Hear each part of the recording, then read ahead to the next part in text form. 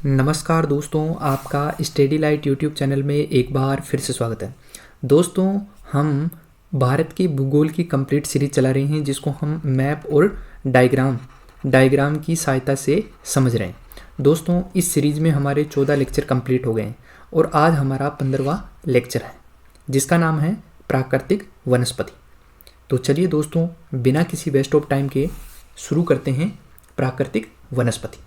दोस्तों, सबसे पहले प्राकृतिक वनस्पति किसे कहते हैं, यानी कि प्राकृतिक वनस्पति की डेफिनेशन क्या होती है, सबसे पहले उसको समझते हैं। तो प्राकृतिक वनस्पति की बात करें तो मानव की सहायता के बिना जो भी इस धरती पर यानी कि इस भूमि पर उग जाए तो उसे कहते हैं प्राकृतिक वनस्पति। ये तो थी ऐसे टेम्परेरी परिभाषा, लेकिन यदि आप किसी स्टेट पीसीएस या यूपीएससी की प्रिपरेशन करें और वहाँ पर यदि आपको प्राकृतिक वनस्पति की डेफिनेशन लिखनी है तो उसमें आपको जो भूगोल है उस भूगोल के टेक्निकल वर्ड को यूज़ करना पड़ेगा, तभी जो आपकी परिभाषा है यानी कि जो आपकी डेफिनेशन है वो दमदार होगी।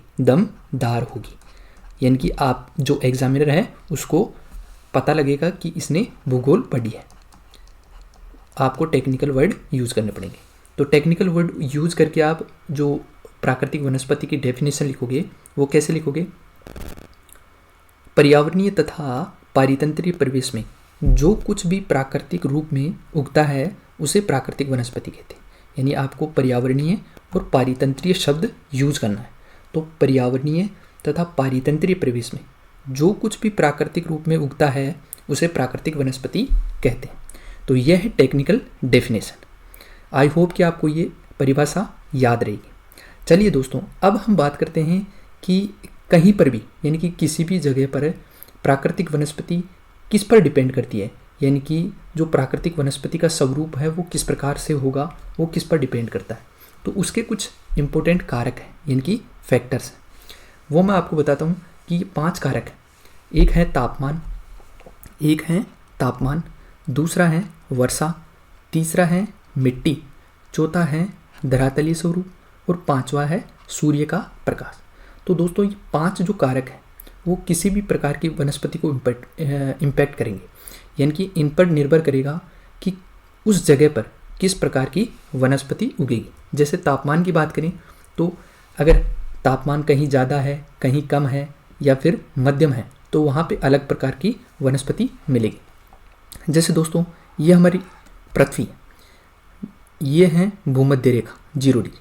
यदि आप इससे ऊपर की तरफ जाओगे तो यहाँ पे तापमान में क्या होगी?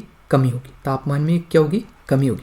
तो यहाँ पर जो ध्रुवीय प्रदेश है यहाँ पर आपको अलग प्रकार की वनस्पति मिलेगी, लेकिन यहाँ पर जो सूर्य की रोशनी है उष्णकटिबंधीय क्षेत्र में यानी कि जो भूमध्य रेखा ना वहाँ पर सूर्य की जो रोशनी है वो सीधी पड़ती है, तो यहाँ पे तापमान अधिक रहता है।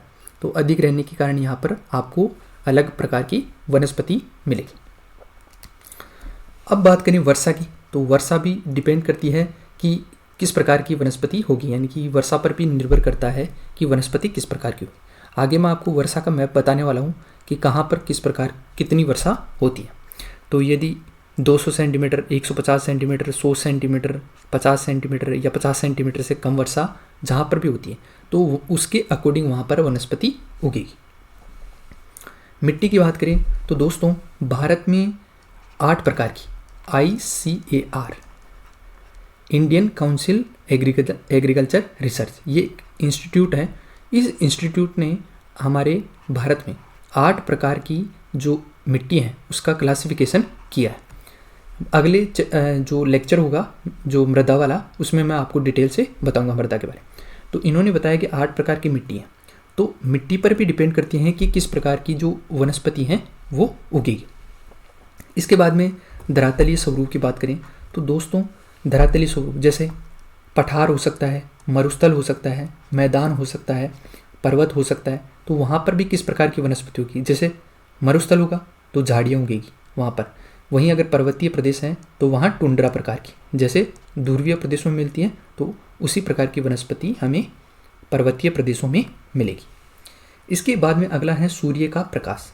जैसे मैंने आपको बताया था कि जो उष्णकटिबंधीय क्षेत्र है वहाँ पर तापमान अधिक रहता है, लेकिन जैसे जैसे हम ध्रुवों की ओर जाते हैं तो तापमान में कमी होती है, तो वहाँ पर उसी प्रकार की वनस्पति आपको मिलेगी। तो ये 5 कारक थे। आई होप कि प्राकृतिक वनस्पति की जो डेफिनेशन है और प्राकृतिक वनस्पति की जो कारक है वो आपको अच्छे से समझ आए होंगे। चलिए दोस्तों, अब हम बात करते हैं प्राकृतिक वनस्पति के प्रकार। दोस्तों, हम पढ़ रहे हैं भारत का भूगोल। भारत का भूगोल। तो इस लेक्चर में हम जो भारत में जो वनस्पति उगती हैं उन्हीं के बारे में चर्चा करेंगे। तो भारत में मेजरली 5 प्रकार की हमें वनस्पति मिलती है। वो कौन कौन सी वनस्पति हैं? पहली है उष्णकटिबंधीय सदाबहार वन, दूसरी है उष्णकटिबंधीय पर्णपाती वन, तीसरी है उष्णकटिबंधीय कंटीले वन तथा झाड़ियाँ, चौथी है पर्वतीय वन और 5वीं है मैंग्रोव वन। हम इनको डिटेल में पढ़ने वाले हैं, मैप की सहायता से अच्छे से पढ़ने वाले हैं। तो ये 5 प्रकार की भारत में वनस्पति मिलती है। उष्णकटिबंधीय वन, उष्णकटिबंधीय सदाबहार वन, उष्णकटिबंधीय पर्णपाती वन, उष्णकटिबंधीय कंटीले वन तथा झाड़ियाँ, पर्वतीय वन तथा मैंग्रोव वन। चलिए दोस्तों, प्राकृतिक वनस्पति को पढ़ने से पहले इस मैप को देखिए दोस्तों। ये जो मैप हैं ये हैं भारत में वर्षा का मैप, यानी वर्षा का वितरण। भारत में वर्षा कहाँ कहाँ पर कितनी कितनी वर्षा होती है। दोस्तों, मेरा मानना है कि यदि वर्षा का मैप यदि आपको याद रहता है, यानी आपके दिमाग में फीड रहता है, तो जो प्राकृतिक वनस्पति है, प्राकृतिक वनस्पति को याद रखना और उसको समझना बहुत आसान रहता है। यानी आपको पता रहता है कि कहाँ पर कितनी वर्षा होती है और जहाँ जो वर्षा होती है ना, उस वर्षा के अकॉर्डिंग आप ये डिसाइड कर पाते हो कि यहाँ पर किस प्रकार की वनस्पति मिलेगी। तो जो वर्षा का जो मैप है वो आपको अच्छे से याद कर लेना है, यानी दिमाग में बिठा लेना है। 2, 4, 5 बार आप जब देखोगे इसको तो आपके दिमाग में बैठ जाएगा। अब इस मैप को देखते हैं। देखिए दोस्तों, ये जो राजस्थान का पश्चिमी इलाका है, यहाँ पर आपको मिलेगी 20 सेंटीमीटर से कम वर्षा, 20 सेंटीमीटर से कम मिलेगी। इसके बाद में जब पूर्व की तरफ बढ़ते हैं तो वहाँ पर मिलेगी आपको 20 से 40 सेंटीमीटर। वहीं लद्दाख का जो एरिया है वहाँ पर भी आपको 20 से 40 सेंटीमीटर तक की वर्षा मिलेगी। इसके बाद में इस तरफ आगे की ओर बढ़ते हैं, यानी कि जो राजस्थान का पूर्वी इलाका है, दिल्ली है, गुजरात है, तो वहाँ पर आपको जो मिलेगी वो मिलेगी 40 से 50 सेंटीमीटर वर्षा। इसके बाद में जो मैदानी भाग है वहाँ पर आपको मिलेगी 60 से 100 सेंटीमीटर। और आगे जो गंगा का जो मैदान है, ब्रह्मपुत्र का जो मैदान है, वहाँ पर आपको मिलेगी 100 से 150 सेंटीमीटर वर्षा। वहीं यहाँ पे कुछ कुछ जो डार्क एरिया है यहाँ पर आपको मिलेगी 150 से 250 सेंटीमीटर तक। और 250 सेंटीमीटर से ज़्यादा कहाँ मिलेगी? वो मिलेगी आपको पश्चिमी घाट, मेघालय, असम, अरुणाचल प्रदेश, यानी कि जो पूर्वोत्तर राज्य हैं, जो पूर्वोत्तर राज्य हैं वहाँ पर मिलेगी, प्लस जो पश्चिमी घाट है वहाँ पर आपको 250 सेंटीमीटर से अधिक वर्षा मिलेगी। आई होप कि ये मैप आपको समझ आया होगा और आपके दिमाग में बैठ गया होगा। अब अगर ये याद आपको रहेगा तो प्राकृतिक वनस्पति को समझना आसान रहेगा। चलिए दोस्तों, अब हम देखते हैं सबसे पहले उष्णकटिबंधीय सदाबहार वनों को। कुछ इस प्रकार से जो उष्णकटिबंधीय सदाबहार वन है वो दिखाई देते हैं। काफ़ी घने गहरे जंगल होते हैं। दोस्तों, मैप और ये देखिए आप, सबसे पहले तो देखिए कि जो उष्णकटिबंधीय सदाबहार वन है उनको 200 सेंटीमीटर तक की वर्षा चाहिए। इन 200 सेंटीमीटर से अधिक वर्षा चाहिए। अब मैंने आपको जो मैप बताया था वो मैप में कहाँ बताया था कि 200 सेंटीमीटर से कहाँ वर्षा होती है। एक तो होता है कहाँ पे, जो पश्चिमी घाट है वहाँ पर।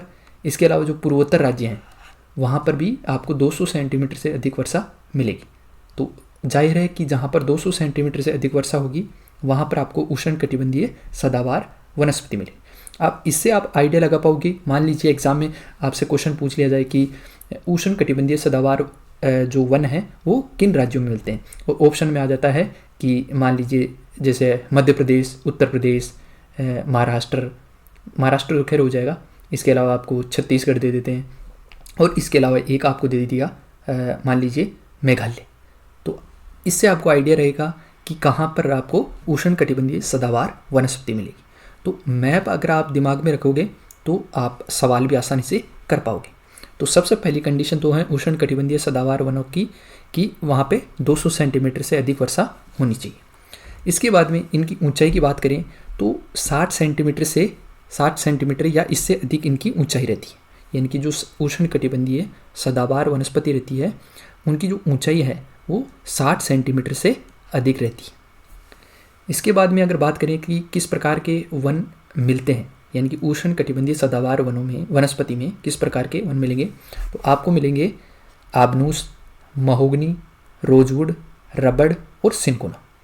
आप बार बार इस वीडियो को मतलब 2-3 बार इस वीडियो को देख लोगे तो ये जो वनस्पति के नाम हैं ये भी आपके दिमाग में फिट हो जाएंगे कि उष्णकटिबंधीय सदाबहार जो वनस्पति है उसमें किस प्रकार के वन मिलते हैं।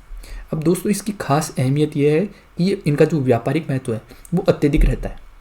इनकी जो उष्णकटिबंधीय सदाबहार वन है इनका जो कॉमर्शियल पर्पज है वो ज़्यादा है। क्यों ज़्यादा है? क्योंकि इनकी जो लकड़ी रहती है वो रहती है मजबूत, जिसके कारण जो फर्नीचर वगैरह बनाए जाते हैं उनमें ये काफ़ी उपयोगी रहती है। तो उष्णकटिबंधीय सदाबहार वनों के बारे में आपको यही चीज़ें याद रखनी है। ये मोर देन सफिशिएंट है, चाहे आप स्टेट पीसीएस की तैयारी कर रहे हो चाहे यूपीएससी की। आप यदि इन चीज़ों को दिमाग में बिठा लेते हो अच्छे से। देखिए दोस्तों, मेरा मानना है कि कम पढ़ें लेकिन स्मार्ट तरीके से और अच्छे तरीके से पढ़ें, ताकि हम जो सवाल आए एग्ज़ाम में उनको कर पाएँ। यदि हम बहुत सारा पढ़ लें और सवाल हल ही ना हो पाए तो उसका पढ़ने का कोई औचित्य नहीं है। तो आप याद रखें कि जो उष्णकटिबंधीय सदाबहार वन है उनकी कंडीशन है कि 200 सेंटीमीटर से अधिक वर्षा होनी चाहिए और इनकी जो ऊंचाई है 60 मीटर से अधिक रहती है। इसके अलावा कौन कौन से जो वृक्ष हैं यहाँ पर पाए जाते हैं और इनका जो व्यापारिक महत्व है वो अधिक रहता है, क्योंकि इनकी जो लकड़ी रहती है वो मजबूत रहती है। और मैप को दिमाग में रखिए, तो आपको उष्णकटिबंधीय सदाबहार वन से जो भी क्वेश्चन आ जाएंगे वो हल हो जाएंगे आपसे। चलिए अब बात करते हैं उष्णकटिबंधीय पर्णपाती वनों की। कुछ इस प्रकार के आपको वन दिखाई देंगे उष्णकटिबंधीय पर्णपाती वन। दोस्तों, जो उष्णकटिबंधीय पर्णपाती वनस्पति हैं उसकी सबसे खासियत है कि ये भारत में सबसे ज़्यादा क्षेत्र में फैली हुई है। यदि आपसे एग्ज़ाम में क्वेश्चन पूछा जाए कि कौन सी वनस्पति भारत में सबसे अधिक मिलती है, तो आपका उत्तर होना चाहिए उष्णकटिबंधीय पर्णपाती वनस्पति सबसे अधिक भारत में मिलेगी। दोस्तों, ये कहाँ पर मिलेगी? तो इनकी कंडीशन है कि 70 से 200 सेंटीमीटर तक वर्षा होनी चाहिए। तो आप मैप में देखोगे तो ये देखिए, आप ये जो आपको एरिया दिखाई देगा इस प्रकार का, जो गंगा का मैदान, ब्रह्मपुत्र का मैदान, इसके अलावा जो दक्कन का पठार है वहाँ पर आपको, और जो पूरा जो दक्षिणी क्षेत्र है भारत का, वहाँ पर आपको उष्णकटिबंधीय पर्णपाती वन मिलेंगे।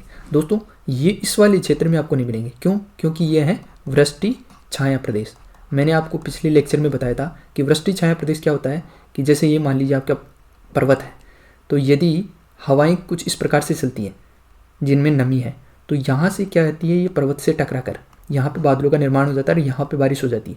लेकिन यहाँ पर बादलों का निर्माण नहीं हो पाता है, जिसके कारण यहाँ पर वर्षा नहीं होती। इसीलिए जो पश्चिमी घाट इधर से जो दक्षिण पश्चिमी हवाएं चलती हैं, इसके कारण यहाँ पर तो वर्षा हो जाती है बहुत ज़्यादा, लेकिन ये वृष्टि छाया प्रदेश के कारण यहाँ पर वर्षा नहीं हो पाती है। तो बाकी इस एरिया को छोड़कर जो ये जो दक्षिण वाला जो इलाका है, यहाँ पर आपको उष्णकटिबंधीय पर्णपाती वन मिलेंगे।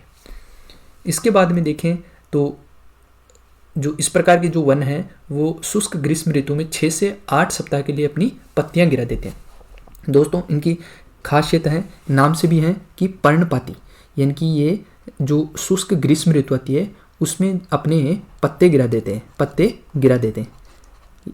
क्या इसका मतलब ये है कि जो सदाबहार वन होते हैं वो पत्तियां नहीं गिराते हैं? दोस्तों, सदाबहार वन भी पत्तियां गिराते हैं, लेकिन जो सदाबहार वन पत्तियां गिराते हैं वो एक साथ नहीं गिराते हैं, बल्कि धीरे धीरे गिराते हैं। लेकिन जो पर्णपाती वन है, यानी कि जो उष्णकटिबंधीय पर्णपाती वन है, वो एक साथ 6 से 8 सप्ताह के लिए अपनी पत्तियां गिरा देते हैं। ऐसा नहीं है कि सदाबहार वन पत्तियां नहीं गिराते हैं, वो भी गिराते हैं, लेकिन वो एक साथ नहीं गिराते हैं। लेकिन जो उष्णकटिबंधीय पर्णपाती वन है उनकी खासियत है कि वो एक साथ शुष्क ग्रीष्म ऋतु में 6 से 8 सप्ताह के लिए अपनी पत्तियां गिरा देते हैं। अब इनमें से आर्द्र या नम पर्णपाती वन क्षेत्रों में पाए जाते हैं, जहाँ पे 100 से 200 सेंटीमीटर तक वर्षा होती है, जो मैंने आपको बता दिया मैप में। इसमें किस प्रकार के वन मिलेंगे आपको? इसमें मिलेंगे आपको सागौन, बांस, साल, शीशम, चंदन, रवेर, कुसुम, अर्जुन, सहतूत। तो ये आपको मिलेंगे उष्णकटिबंधीय पर्णपाती वनस्पति। दोस्तों, इनको आपको याद करना पड़ेगा कि कौन कौन से वृक्ष सदाबहार वन हैं, कौन कौन से वृक्ष उष्णकटिबंधीय पर्णपाती हैं। 2-3 बार आप रिवाइज करोगे तो आपके दिमाग में ये फीड हो जाएंगे। तो उष्णकटिबंधीय पर्णपाती वन भी आपको अच्छे से समझ आया होगा, मैं आशा करता हूँ। चलिए दोस्तों, अब बात करते हैं हम उष्णकटिबंधीय कंटीले वन तथा झाड़ियों की। दोस्तों, जो उष्णकटिबंधीय कंटीले वन तथा झाड़ियाँ हैं, उनके लिए 70 सेंटीमीटर से कम वर्षा की आवश्यकता होती है। तो आपको पता होगा कि 70 सेंटीमीटर से कम वर्षा कहाँ पर होती है, तो वहाँ पर आपको कंटीले वन तथा झाड़ियाँ मिलेगी। अब इनकी बात करें कि किस प्रकार के वन यहाँ पर आपको मिलेंगे, तो अकाशिया, खजूर, खजूर को पाम बोलते हैं, यूफोर्बिया, नागफनी, नागफनी आपने देखी होगी। तो इस प्रकार के आपको वृक्ष मिलेंगे उष्णकटिबंधीय कंटीले वनों में। अब दोस्तों, ये जो वृक्ष हैं ये बिखरे हुए रहते हैं, यानी कि कहीं पर आपको वृक्ष मिलेंगे, कहीं पर आपको वृक्ष नहीं मिलेंगे, यानी वहाँ पर आपको कुछ घास मिलेगी, वृक्ष नहीं मिलेंगे। तो ये बिखरे हुए रहते हैं। और इनकी जो जड़ें हैं वो लंबी तथा गहरी रहती है। क्यों? क्योंकि जो मरुस्थल रहता है, यानी कि जहाँ पर 70 सेंटीमीटर से कम वर्षा होती है, यानी कि मरुस्थलीय इलाका है, तो इसका मतलब है वहाँ पे पानी कम है, इसलिए क्या रहती है, इनकी जो जड़ें रहती है वो क्या रहती है, बहुत गहरी रहती है। किस लिए? पानी की तलाश के लिए। और इनकी जो पत्तियां हैं वो प्राय छोटी रहती है, और इनमें कैसे क्या रहते हैं, कांटे रहते हैं। कांटे क्यों रहते हैं? ताकि जो वाष्पीकरण की जो प्रक्रिया है वो कम रहे। वाष्पीकरण की प्रक्रिया का मतलब यह है कि जो पत्ते हैं, अगर पत्ता बड़ा होगा तो वहाँ से वाष्पीकरण की जो प्रक्रिया है वो ज़्यादा होगी, लेकिन जो कांटे हैं वहाँ से वाष्पीकरण की जो प्रक्रिया है वो कम रहेगी, ताकि जो पानी है वो सेव कर सके, ये पानी को सेव कर सके सर्वाइव के लिए। तो जो उष्णकटिबंधीय वन हैं उनके लिए 70 सेंटीमीटर से कम वर्षा होनी चाहिए। इनमें प्रमुख जो आपको मिलेंगे वो है अकाशिया, खजूर, यूफोर्बिया और नागफनी। और ये वृक्ष बिखरे हुए रहते हैं, और इनकी जो जड़ें हैं वो लंबी तथा गहरी रहती है जल की तलाश के लिए। और इनमें जो पत्तियां हैं वो छोटी मिलेगी और कांटे मिलेंगे, ताकि जो वाष्पीकरण की जो प्रक्रिया है वो कम हो सके। चलिए दोस्तों, अब हम बात करते हैं पर्वतीय वनों की। दोस्तों, पर्वतीय वनों की बात करें तो ये जो जिस प्रकार से हम ध्रुवीय प्रदेशों में हमें वनस्पति मिलती है, यानी कि जैसे टुंड्रा प्रकार की वनस्पति हमें ध्रुवीय प्रदेशों में मिलती है। क्यों? क्योंकि ध्रुवीय प्रदेशों में क्या रहता है, तापमान में कमी रहती है। तो जिस प्रकार की जो वनस्पति है हमें ध्रुवीय प्रदेशों में मिलेगी, उसी प्रकार की वनस्पति ही पर्वतीय इलाकों में मिलेगी। तो ये अक्सर कई एग्जाम्स में ये क्वेश्चन पूछा जाता है कि ध्रुवीय प्रकार की जो वनस्पति है वो कहाँ पर मिलेगी, तो वो मिलेगी पर्वतीय क्षेत्रों में, यानी कि जो टुंड्रा प्रकार की जो वनस्पति है वो पर्वतीय क्षेत्रों में मिलेगी।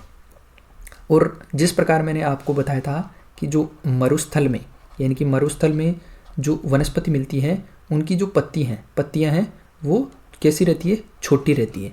लेकिन इसका जस्ट उल्टा इनमें रहता है कि इनकी पत्तियां कैसी रहती है, बड़ी रहती हैं। क्यों? ताकि जो वाष्पीकरण की प्रक्रिया है वो ज़्यादा हो, क्योंकि यहाँ पर क्या है, ठंड बहुत ज़्यादा है, और जो मरुस्थल है वहाँ पर गर्मी ज़्यादा है, तो वहाँ पर कम वाष्पीकरण होना चाहिए, यहाँ पे वाष्पीकरण ज़्यादा होना चाहिए। तो इनकी पत्तियाँ कैसी मिलेंगी, चौड़ी मिलेंगी। और इनकी ये जो पर्वतीय इलाके हैं 1500 से 300 मीटर की ऊंचाई पर, वहाँ पे कुछ शंकुधारी वृक्ष मिलेंगे। शंकुधारी वृक्ष का मतलब होता है इस प्रकार एक शंकु के आकार के वृक्ष मिलेंगे आपको। यहाँ पर अगर बात करें कि किस प्रकार के वनस्पति मिलती है, तो उसमें चीड़ है जिसको पाइन भी कहते हैं, देवदार हैं, सिल्वर फर हैं, शूस हैं, सीडर हैं। तो ये जो पर्वतीय वन है उसके प्रकार हैं। इस प्रकार के वनस्पति आपको पर्वतों में मिलेगी। अधिक ऊंचाई पर प्रायः शीतोष्ण कटिबंधीय घास के मैदान मिलेंगे, यानी कि यदि पर्वतों पर और ऊंचाई पर जाया जाए तो वहाँ पे वृक्ष ना मिलके क्या मिलेगी, घास मिलेगी, जिसको कहते हैं शीतोष्ण कटिबंधीय घास। यानी कि यदि हम बात करें कि जो शीतोष्ण कटिबंधीय अक्षांश है वहाँ पर जो वनस्पति मिलती है, जैसे आपने नाम सुना होगा अमेरिका के अंदर मिलती है प्रेयरी, यह है घास का मैदान जो कि शीतोष्ण कटिबंधीय है। उसी प्रकार की जो घास हैं वो पर्वतों पर ऊपर जाएंगे, यानी कि लगभग 3000 मीटर से ऊपर जाएंगे तो वहाँ पे कुछ इस प्रकार की आपको घास मिलेगी। तो आप आई होप कि आपको पर्वतीय वनों के बारे में भी समझ आया होगा। चलिए दोस्तों, अब हम बात करते हैं हमारी अंतिम वनस्पति की, जिसका नाम है मैंग्रोव वन। आप कुछ इस प्रकार से देख सकते हो, मैंग्रोव वन कुछ इस प्रकार से आपको मिलेंगे। ये मिलेंगे आपको जो तटीय प्रदेश हैं वहाँ पर आपको मिलेंगे ये मैंग्रोव वन। मैंग्रोव वनों की बात करें तो दोस्तों, जो ज्वार भाटा आता है, मैंने आपको बताया था कि ज्वार भाटा क्यों आता है। पृथ्वी, सूर्य और चंद्रमा, इनके गुरुत्वाकर्षण के कारण रोज यानी कि दिन में 2 बार ज्वार भाटा आता है। ज्वार का मतलब होता है पानी का ऊपर चढ़ना, लेकिन जो भाटा है, भाटा का मतलब होता है पानी का नीचे उतरना, और यह आता है दिन में 2 बार। क्यों आता है? पृथ्वी, सूर्य और चंद्रमा के गुरुत्वाकर्षण के कारण। यदि पृथ्वी, सूर्य और चंद्रमा तीनों यदि एक रेखा में रहते हैं तब आते हैं दीर्घ ज्वार, लेकिन यदि ये कुछ इस प्रकार से 90 डिग्री पर रहते हैं तो आते हैं लघु ज्वार। तो आपको पता चला होगा कि आपको ज्वार भाटा क्यों आते हैं। तो इस ज्वार भाटे पर जब पानी बहुत तेज़ी से आता है तो जब ये जो मैंग्रोव वन है, ये मैंग्रोव वन क्या कहते हैं, एक जालीनुमा आकार में रहते हैं। मैंने आपको बताया था पिछली स्लाइड में मैंने बताया था किस प्रकार से दिखते हैं वो। तो इस प्रकार से जब ये पानी आएगा तो ये क्या कर देते हैं, ये जो मैंग्रोव वन है इस पानी के फ्लो को कम कर देते हैं। यदि अगर यहाँ पे दीवार खड़ी कर दी जाए तो ये जो ज्वार भाटा आता है ना, इतना रफ्तार से आता है कि उस दीवार को भी तोड़ सकता है। लेकिन ये जो मैंग्रोव वन है ये जालीनुमा है। जालीनुमा होने के कारण क्या होता है कि ये जो पानी है वो एकदम से नहीं रुकता है, ये इनके अंदर से फ्लो करता है, तो इनकी जो एनर्जी है वो कम हो जाती है। यानी कि यहाँ पर जो भूमि वाला जो इलाका है, यहाँ पर जो हानि होती है वो कम होती है। तो ये क्या करते हैं, एक प्रकार से बैरियर का काम करते हैं, ये जो ज्वार भाटा आता है ना, इसको रोकने के। और जो मैंग्रोव वनस्पति हैं वो अभी आपने देखा होगा कि जो इसकी जड़ें हैं वो नीचे पानी में डूबी रहती। अब दोस्तों, जो इसका जो बीज रहता है ना, वो क्या करता है कि इसके जो पेड़ होता है ना उसी पे अंकुरित हो जाता है। ऐसा क्यों होता है कि यदि मान लीजिए अगर ये जो बीज था अगर ये पानी में गिर जाता तो यहाँ पे जो मैंग्रोव है वो कहाँ पर उगता है, तटीय इलाकों में। अब तटीय इलाकों में क्या रहता है, खारा पानी रहता है, सैलाइन पानी रहता है। तो खारा पानी क्या करता है, यदि बीज अगर खारे पानी में गिर जाता है तो क्या कर देता है, नेचुरली तो क्या होता है, ये जो बीज होता है ये पानी खींचता है, लेकिन खारा पानी क्या करता है, इसमें से पानी खींच लेता है। यानी कि जो परासरण की जो प्रक्रिया है वो उल्टी हो जाती है, यानी कि बीज से पानी खींच लेता है। तो ये जो बीज है वो अंकुरित ही नहीं हो पाएगा अगर ऐसा हो जाएगा तो क्या, इसलिए क्या होता है कि जो बीज होता है ना वो इस पेड़ पर ही क्या हो जाता है, अंकुरित हो जाता है। और जब पूर्ण रूप से अंकुरित हो जाता है तब जाके ये पानी में गिरता है और जो मैंग्रोव है उस प्रकार का पौधा बन जाता है। अब ये जो मैंग्रोव वन है वो आपको भारत में कहाँ पर मिलेंगे, तो वो आपको मिलेंगे गंगा, ब्रह्मपुत्र, महानदी, गोदावरी, कृष्णा और कावेरी नदी की जो डेल्टा भाग है वहाँ पर आपको मिलेंगे। तो आपको याद रखना है कि जो मैंग्रोव वनस्पति है वो कहाँ मिलेंगी, गंगा, ब्रह्मपुत्र, महानदी, गोदावरी, कृष्णा तथा कावेरी नदी की जो डेल्टा भाग हैं वहाँ पर आपको मैंग्रोव प्रकार की वनस्पति मिलेगी। गंगा और ब्रह्मपुत्र डेल्टा में जो वृक्ष मिलते हैं उनको कहा जाता है सुंदरी वृक्ष। क्यों? क्योंकि यहाँ पर जो डेल्टा होता है उसका नाम है सुंदरबन डेल्टा। अब आपको पता होगा कि ये सुंदरबन डेल्टा है जो विश्व का सबसे बड़ा डेल्टा है, और यहाँ पर आपको मिलेंगे सुंदरी के वृक्ष जो कि क्या है, मैंग्रोव वृक्ष, मैंग्रोव वनों की एक प्रजाति है। और ये जो लकड़ी है इनकी, मैंग्रोव वनों की, वो काफ़ी मजबूत रहती है, तभी तो ज्वार भाटे का जो पानी आता है उसको रोक पाते हैं। तो थैंक यू सो मच दोस्तों, आई होप कि आपको प्राकृतिक वनस्पति अच्छे से समझ आई होगी। इस लेक्चर को आप एग्ज़ाम से पहले 2-3 बार अगर आप पढ़ लोगे तो जो प्राकृतिक वनस्पति है वो आपके दिमाग में फीड हो जाएगी, और आप एग्ज़ाम में जो क्वेश्चन आते हैं उसको एलिमिनेट टेक्निक से सोल्व करना, ताकि आप अच्छे से आंसर तक पहुंच पाओ। तो ये जो लेक्चर हैं अगर आपको अच्छा लगा है तो लाइक करें, कमेंट करें, और स्टडी लाइट यूट्यूब चैनल को ज़रूर से आप सब्सक्राइब कर लें और बेल आइकन ज़रूर दबा लें दोस्तों, क्योंकि मैं यहाँ पर भारत के भूगोल की पूरी सीरीज़, वर्ल्ड ज्योग्राफी की पूरी सीरीज़, इसके अलावा जो अन्य सब्जेक्ट्स हैं लाइक जैसे मैथ्स हो गया, रीजनिंग हो गया, ये भी मैं लेके आने वाला हूँ। यदि आप नॉन मैथमेटिक्स बैकग्राउंड से हैं तो मैं आपको मैथ्स और रीजनिंग इस प्रकार से सिखाने वाला हूँ कि आपको 100% कॉन्फिडेंस आ जाएगा कि अब हमारा मैथ्स और रीजनिंग में कोई भी क्वेश्चन गलत नहीं होगा। तो दोस्तों मिलते हैं अगले लेक्चर में, तब तक के लिए जय हिंद, धन्यवाद दोस्तों।